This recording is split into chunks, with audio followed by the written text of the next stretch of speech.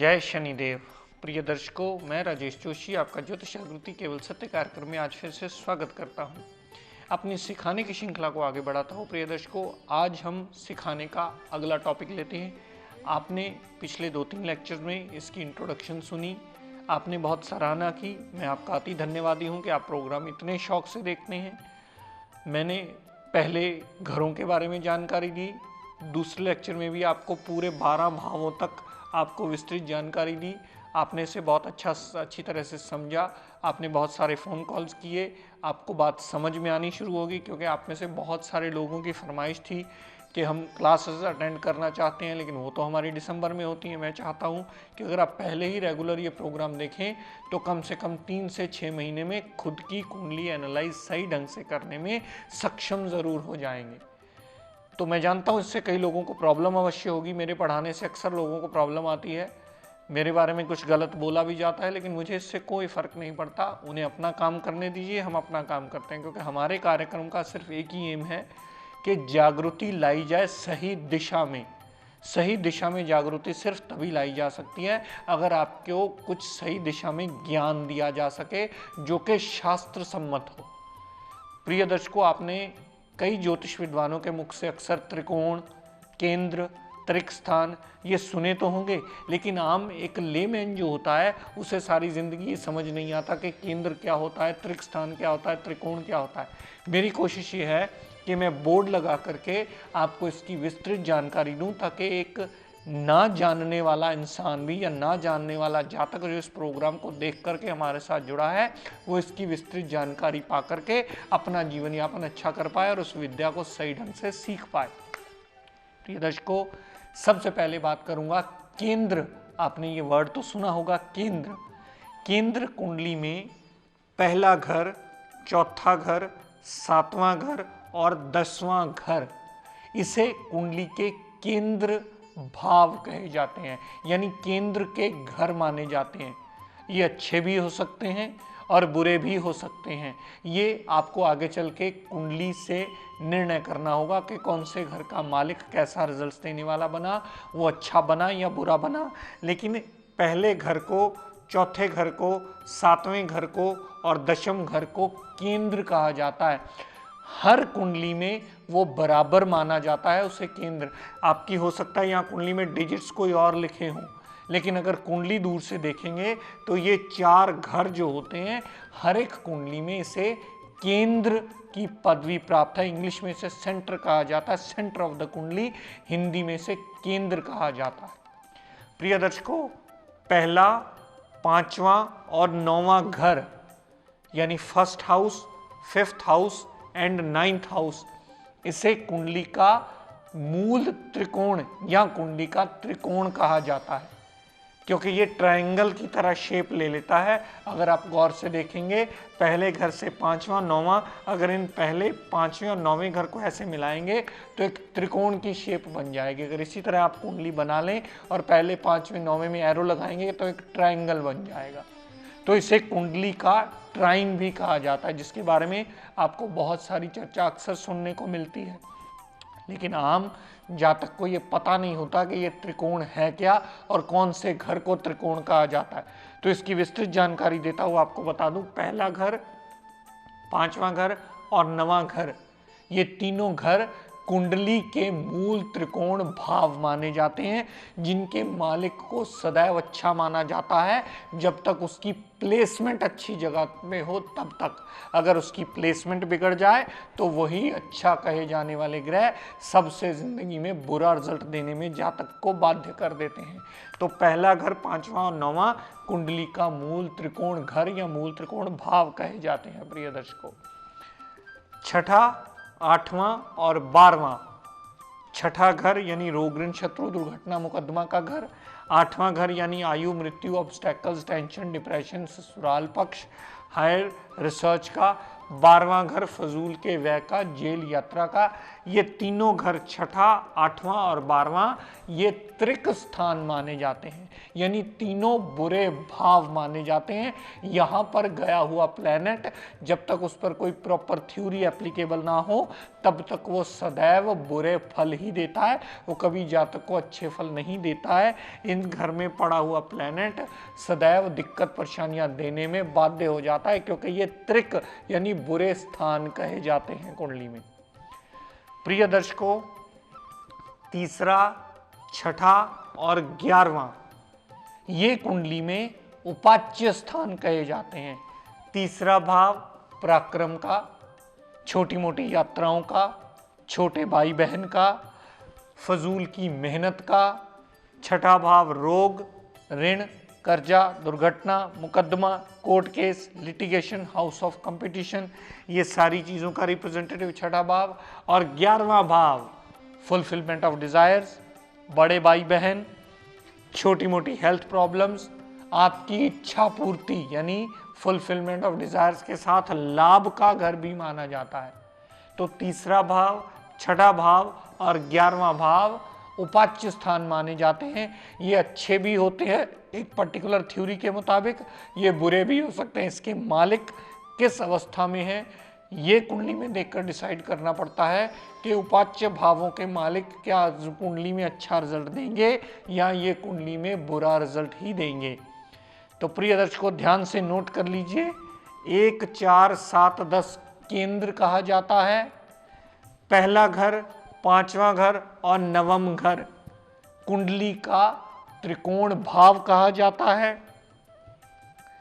छठा घर, 8वां घर और 12वां घर कुंडली के त्रिक स्थान कहे जाते हैं।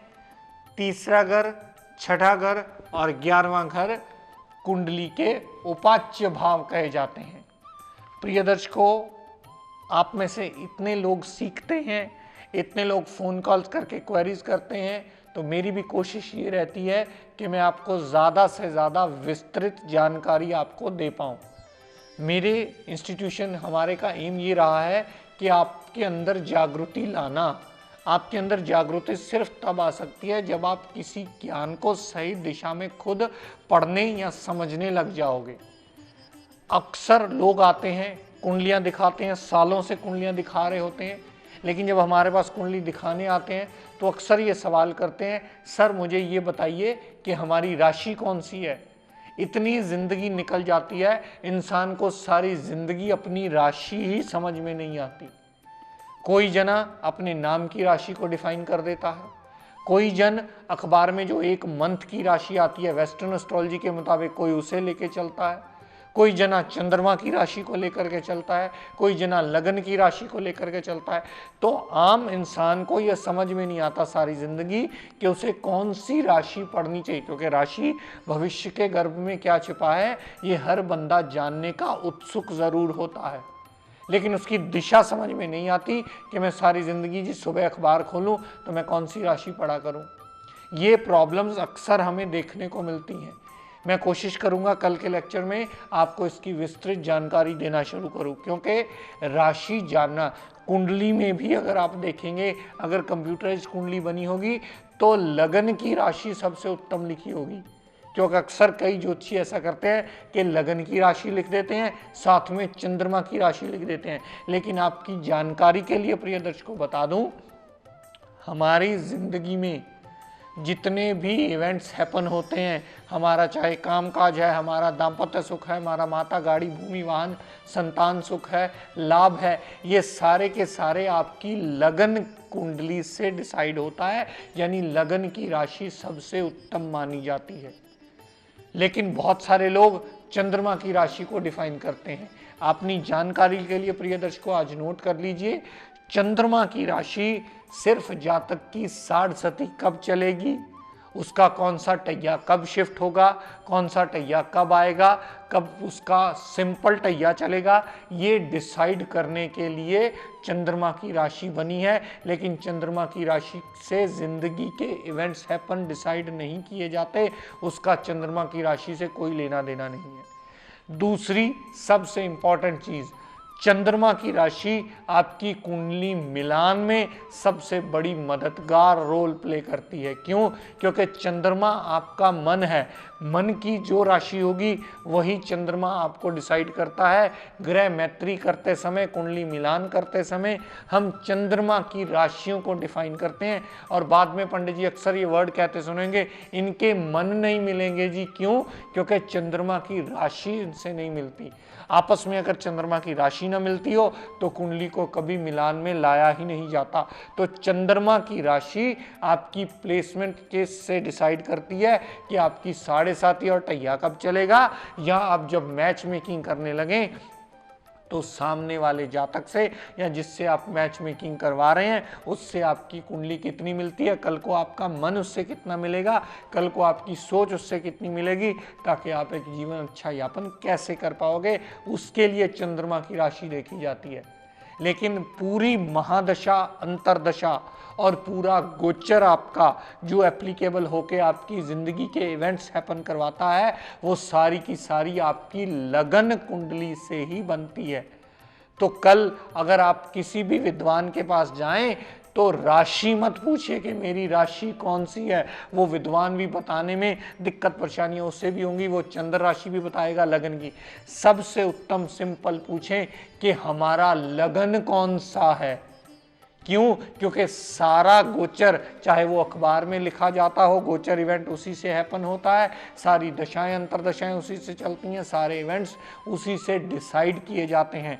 कल को आप खुद भी अपनी कुंडली खोल करके देख सकते हैं मैं कौन से लगन में पैदा हुआ हूं। अगर आप कंप्यूटराइज कुंडली खोलेंगे तो सबसे ऊपर लिखा मिलेगा, हिंदी में लगन के पैरेलल राशि लिखी मिलेगी, इंग्लिश में असेंडेंट आपका लिखा मिलेगा।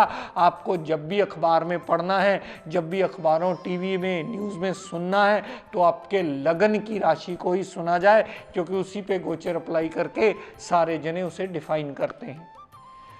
प्रिय दर्शकों, राशि एक छोटी सी चीज़ अवश्य होती है, लेकिन उसकी इंपॉर्टेंस आपकी ज़िंदगी में बहुत बड़ा मेजर रोल प्ले करती है। क्यों? क्योंकि मैंने बहुत सारे ऐसे लोगों से मिलता हूं, तो बहुत सारे लोगों से जब पूछता हूं कि आपका लगन कौन सा है, तो वो लगन बताने में ही असमर्थ होते हैं। नहीं जी, मेरी राशि तो ये है, मुझे लगन नहीं पता। तो फिर जब मैं उनको विस्तृत जानकारी देता हूं तो बड़े प्रसन्न होते हैं कि आज जिंदगी में समझ आया कि राशि सिर्फ 60 टैये को डिसाइड करेगी, लगन से ही हमारी जिंदगी की हर चीज डिसाइड होगी। और अगर आप गौर से देखेंगे तो लगन जातक की पर्सनैलिटी तक डिसाइड करता है कि ये जातक कौन से लगन का है, इसकी पर्सनैलिटी कैसी होने वाली। कल और इसकी विस्तृत जानकारी दूंगा प्रिय दर्शकों। आज का टिप ऑफ द डे देता हूं, नोट कर लीजिए। हमारे घरों में जैसे बरकत की इतनी ज़्यादा प्रॉब्लम्स अक्सर आती हैं, बहुत सारे घरों में ये प्रॉब्लम्स आती हैं जी, घर में हमारे सुख समृद्धि और बरकत की तो कोई कमी नहीं है, लेकिन एक दूसरे से विचार कभी नहीं मिलते। अगर हम 10 मिनट भी इकट्ठे बैठ जाएं तो लड़ाई झगड़ा अवश्य हो जाता है। एक का विचार कुछ और होता है, दूसरे का विचार और हो जाता है, तो वहाँ कलह का माहौल बन जाता है। हम ज़्यादा देर एक जगह पर टिक कर बैठ भी नहीं सकते, वो हमारे लिए मुश्किल खड़ी करता है। तो वहाँ ऐसी स्थिति में हमने ये प्रैक्टिकली भी कई जगह देखा है कि बहुत सारे घरों में बाथरूम का डोर बहुत खुला रखने की आदत होती है, चाहे वो बेडरूम से सटा हुआ ही क्यों ना हो। अगर वो कोई यूज़ नहीं करता तो खुला, वो बेडरूम का दरवाज़ा खुला होना साक्षात शनि राहु की एनर्जी घर में भरता रहता है और घर की एनर्जी पूरी नेगेटिव हो जाती है। अपने घर का बाथरूम का दरवाज़ा सदैव बंद रखा जाए ताकि शनि राहु केतु का नेगेटिव प्रभाव ना हो और आपके घर में कलेश का माहौल ना बने और घर में आपसी प्रेम प्यार बढ़े।